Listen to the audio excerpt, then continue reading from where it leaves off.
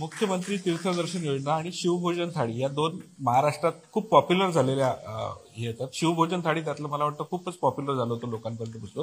त्या योजना बंद करायचं सरकारचं बिलकुलच त्या योजना बंद करण्याचं कुठलंही कारण नाहीये. उलट आता अनेक वेळा आता बातम्या येऊन जातात, त्यामुळे आम्हाला बातम्या आल्यावर समजतं की असा काही निर्णय आम्ही घेणार आहोत. त्याच्या आधी आम्हाला माहिती नसतं. तर आता काल परवाच तीर्थदर्शनमध्ये अनेक ट्रेन गेल्या, बौद्धगयाला गेल्या, राम जन्मभूमीला तिकडे अयोध्येला ट्रेन गेल्या आणि इकडे बातम्या छापून येतात बंद झाली. असं काही ते बंद करण्याचं कारण नाहीये. दुसरं, शिवभोजन थाळी देखील आम्ही बंद करणार नाही.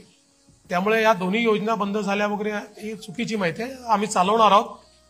एकदा या सगळ्या योजनांच्या संदर्भात आढावा मात्र आम्ही घेणार आहोत. जसं लाडकी बहीण योजनेमध्ये असं लक्षात आलंय की अनेक अपात्र बहिणींनी देखील त्याच्यामध्ये फायदा घेतलेला आहे. साधारणपणे 10 लाख, 12 लाख, 15 लाखापर्यंत देखील आकडा हा जाऊ शकतो. त्यातल्या अनेक बहिणींनी स्वतःहून आता ते सोडणं सुरू केलेलं आहे.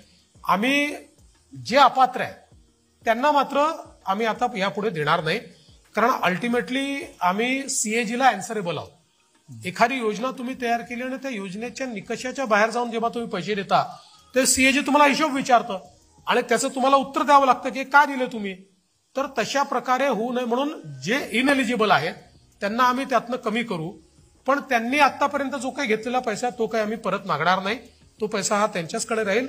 मात्र एलिजिबल जे आहेत त्यांनाच पैसा गेला पाहिजे यावर मात्र सगळ्या योजनांच्या बाबतीत आमचा एक त्या संदर्भातला आग्रह असेल.